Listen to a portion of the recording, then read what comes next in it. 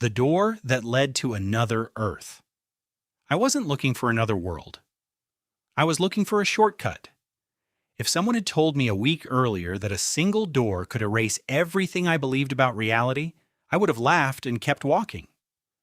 Now I know there are places hidden between ordinary moments, places that wait quietly until someone curious, desperate, or simply unlucky decides to open the wrong door.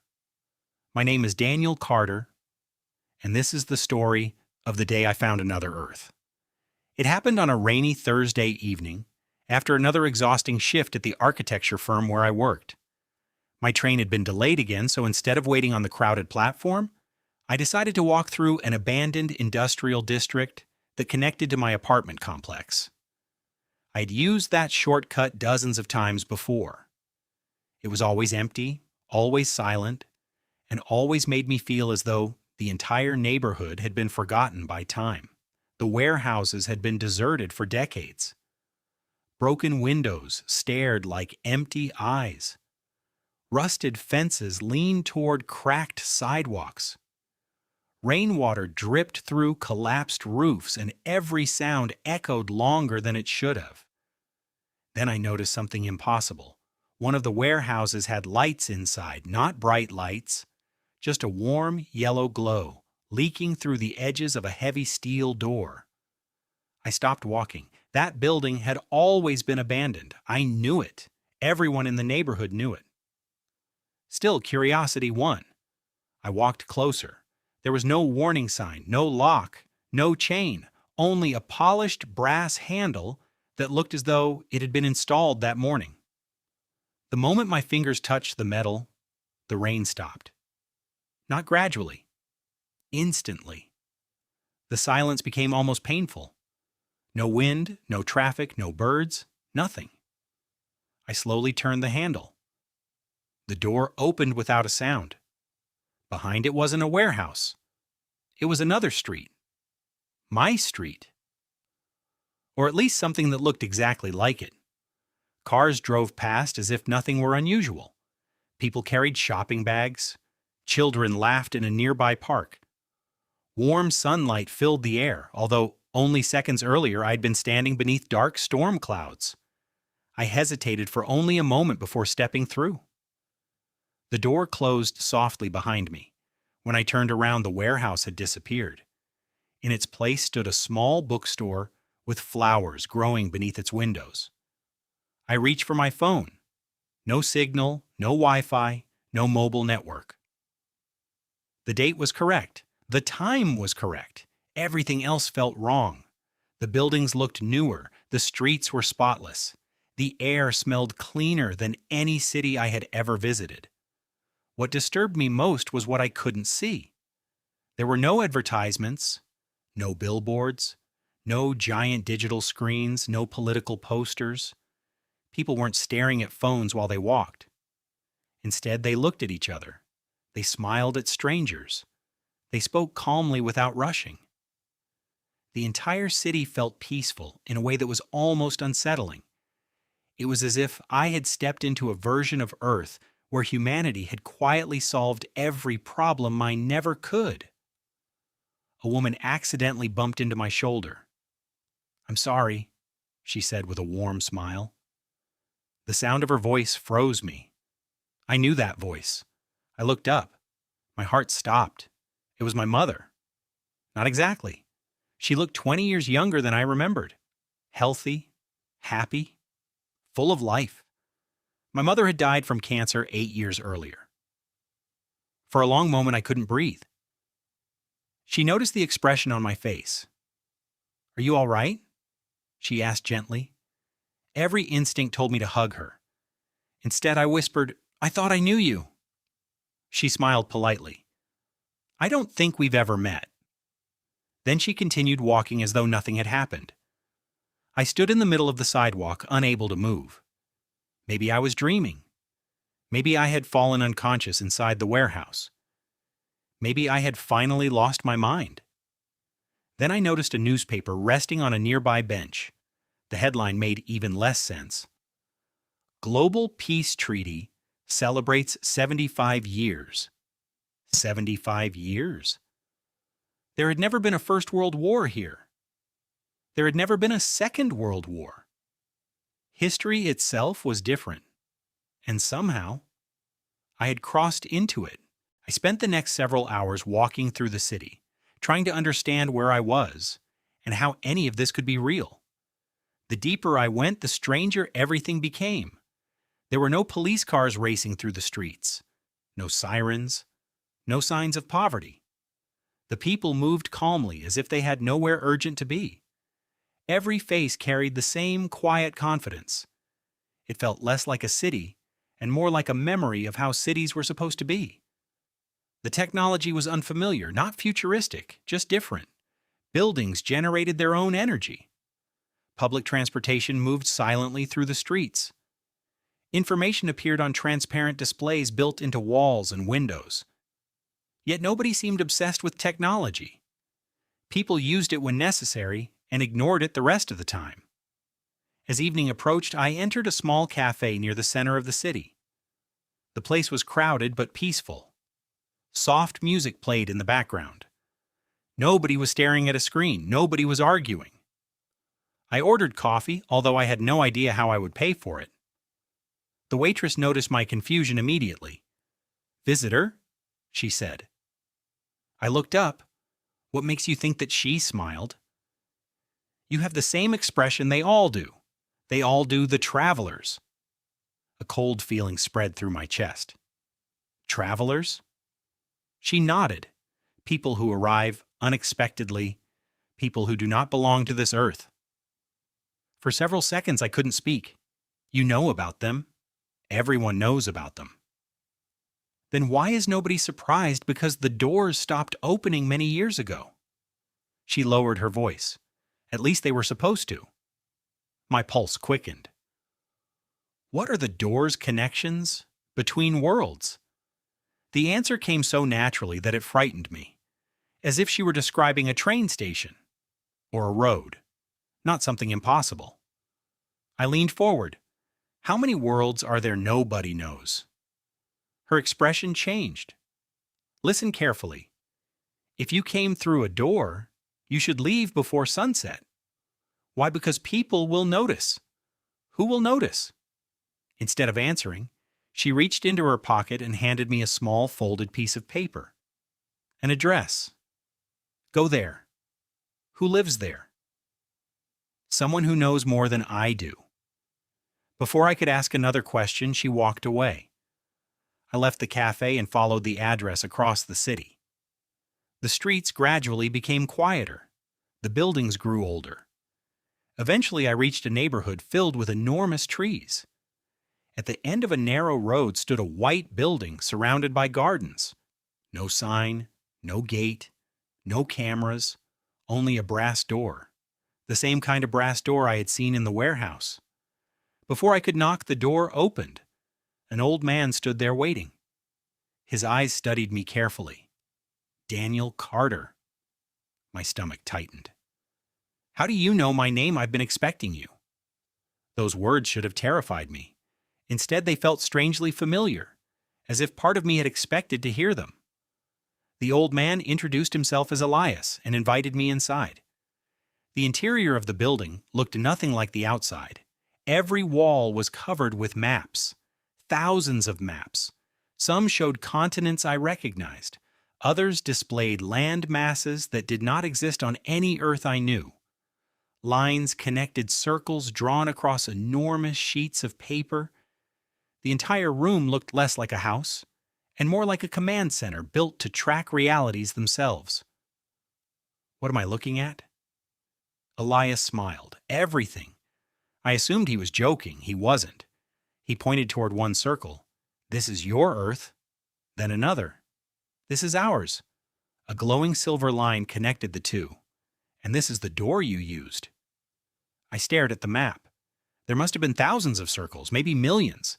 Everyone represented another version of Earth. Different histories, different choices, different outcomes. You're serious. Completely. How is this possible? Nobody knows. People have spent centuries searching for an answer. No one has found it. I looked closer at the map. Some circles were bright, others were faded. Several had been crossed out entirely. What happened to those? His expression darkened. They disappeared. My eyes met his. Entire worlds. Entire realities. The room suddenly felt colder. Why? Because not every universe survives. For the first time since arriving, I felt genuine fear. Whatever I had stepped into was far bigger than a simple accident. Far bigger than another Earth. I'd opened a door into something ancient, something hidden, something that had been waiting long before I arrived. And for reasons I did not yet understand, it already knew who I was. Elias slowly unfolded another map. This one contained only a single name written across the center. Daniel Carter. Then he looked directly into my eyes and said the words that changed everything. You were never supposed to find the door. The room fell completely silent. I stared at my name written across the center of the map. It wasn't just my name. Hundreds of thin silver lines spread outward from it, connecting to dozens of different Earths. Some lines glowed brightly, others flickered as if they were about to disappear. "What is this?" I asked. Elias walked closer to the map. "This is your resonance." I frowned. "I don't understand. Most people exist in only one reality at a time. Their lives are isolated from every other version of themselves. They are born, they live, and they die without ever knowing another Earth exists." Then he pointed at the glowing lines surrounding my name. "You are different." "How?"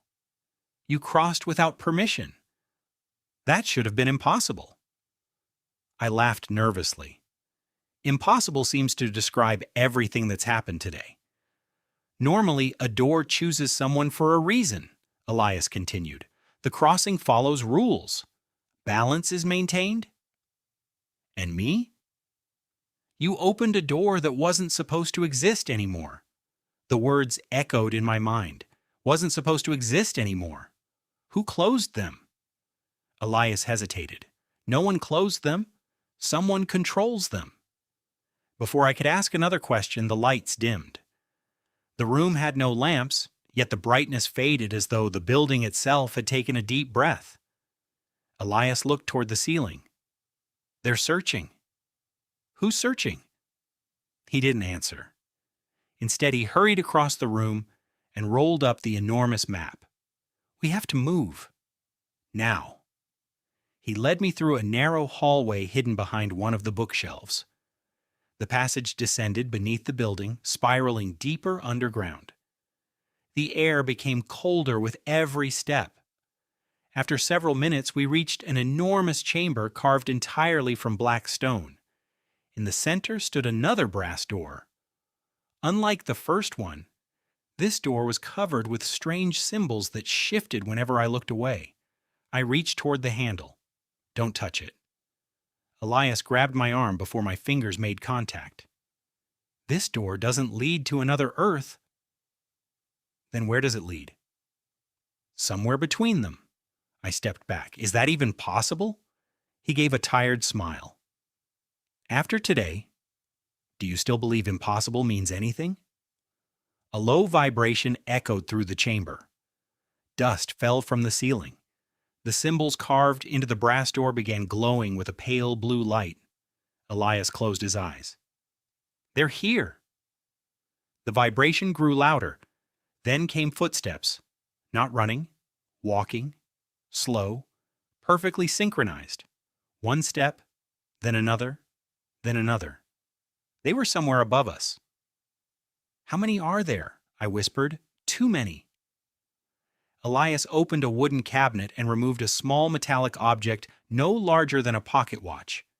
Its needle spun wildly before stopping. It pointed directly toward the staircase we had just used. "They're close." "Who are they?"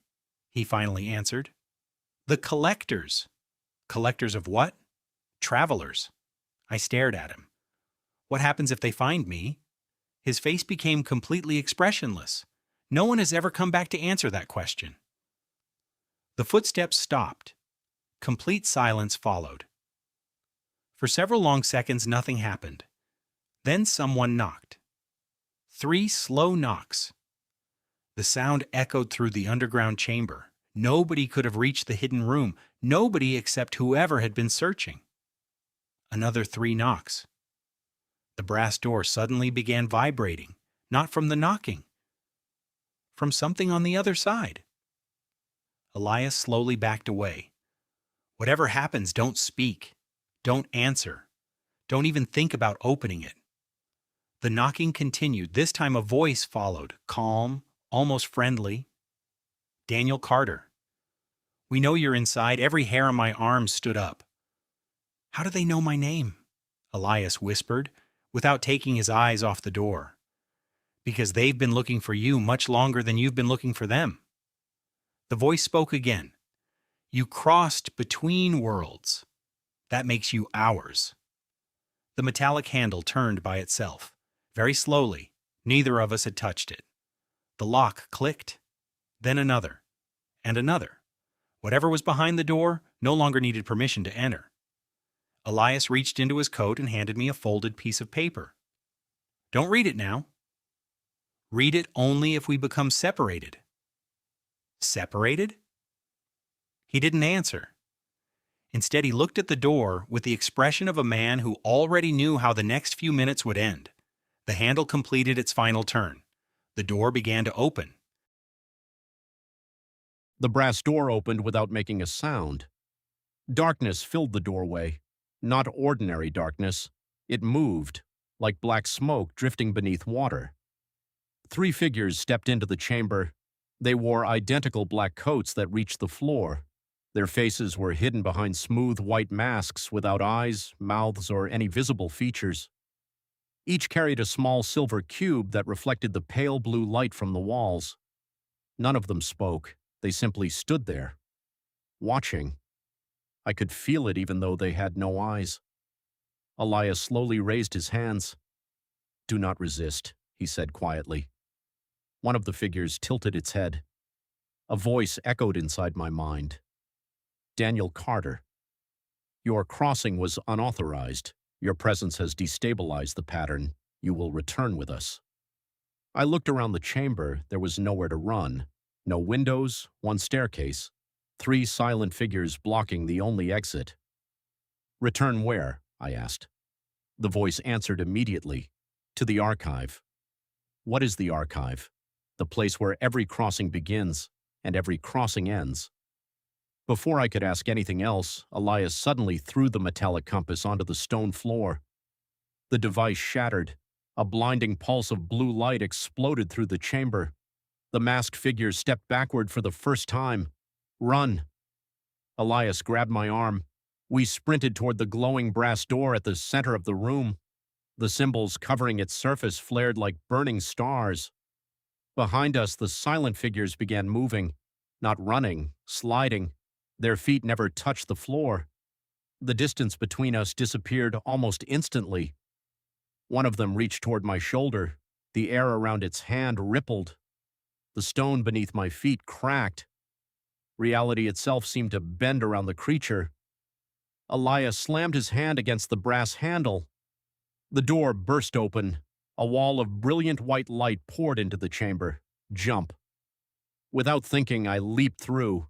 The world vanished. There was no up, no down, no sound. I floated through endless light while thousands of images flashed around me. Cities built beneath oceans. Skies filled with 3 moons. Human beings with unfamiliar faces. Civilizations that had never invented electricity. Others that had reached the stars centuries ago. Each vision lasted only a fraction of a second before another replaced it. Millions of worlds, millions of possibilities. Then I saw something that made my blood run cold. One of those worlds was my own. I saw my apartment. I saw myself sitting at my desk, looking directly toward the window. Then the other, Daniel, slowly turned his head. He looked straight at me and smiled. The vision disappeared. I crashed onto solid ground. The impact knocked the air from my lungs. For several seconds, I couldn't move. When I finally stood, I realized I was inside an enormous circular hall. Its ceiling disappeared into darkness. Massive stone columns surrounded the room. Between them stretched endless shelves filled with identical black books, millions of them. Every shelf reached higher than I could see. The air smelled of old paper and rain. Elias landed beside me a moment later. He looked exhausted. We made it. Where are we? He slowly looked around the endless shelves.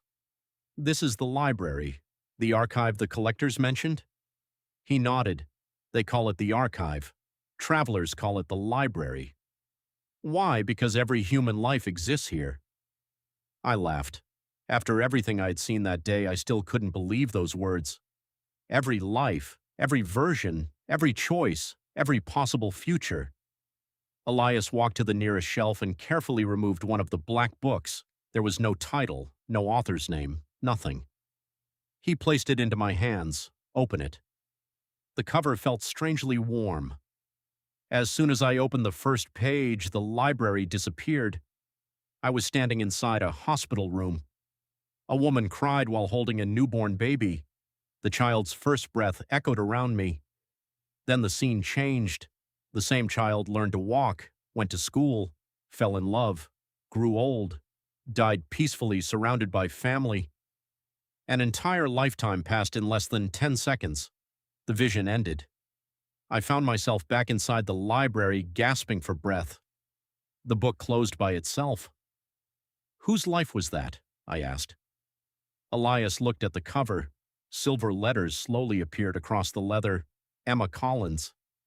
Seconds later, the letters faded until the cover became blank once again. Every book remembers its owner only while someone is reading it. Then it forgets. I carefully returned the volume to its shelf. If every life is here, then mine is here too. Elias remained silent. That silence told me everything. Somewhere in the endless library, there was a book that contained every decision I had ever made, and every decision I had not. Before I could speak again, a loud metallic sound echoed through the library. Oh, the books continued falling from the shelves, one after another. The sound rolled through the library like distant thunder. Elias grabbed my arm. We have to reach your book before they do. My book? He nodded without slowing down. Every traveler has one. Most people never find it. The collectors always do. We ran between endless shelves that seemed to rearrange themselves with every step. Corridors appeared where walls had been only seconds before. Staircases rose from the floor and disappeared again. The library was alive, constantly changing its own shape. Behind us came the familiar synchronized footsteps, slow, steady, closer. We reached a circular chamber where a single pedestal stood beneath a beam of white light. One black book rested on top. Unlike the others, this one already had a title. Daniel Carter. My hands began to shake. Elias stepped back. Only you can open it. I reached for the cover. The moment my fingers touched the leather, every memory of my life rushed through my mind. My childhood, my first day at school, the day my father taught me to ride a bicycle, my mother's laughter before she became sick, her funeral, every success, every regret. Then the memories continued beyond the present. I saw tomorrow, next month, years that had not happened. I saw myself crossing hundreds of doors. I saw countless versions of Earth, some beautiful, some already dead. Then I saw the final page. The words were still being written, as if my future had not been decided yet. Elias smiled for the first time since we had met. That means there is still hope. The footsteps stopped behind us. I turned slowly. The collectors stood only a few feet away. There were dozens of them now, perhaps hundreds. Their white masks reflected the light from the pedestal. One stepped forward. You have seen what was forbidden. Your existence threatens every connected reality. You will surrender the book. I looked down at the final page. The last sentence changed before my eyes. The door must be closed by the one who opened it. What does that mean? I asked. Elias looked at the book. It means the choice is yours. You can protect your own world, Or keep every door open forever? What happens if I close them? You will never cross again. No traveler will. The worlds will become isolated forever. And if I refuse? Elias looked toward the collectors. Eventually, every connected Earth will collapse into one another. Millions of realities will disappear. I closed my eyes. The perfect world. My mother alive again.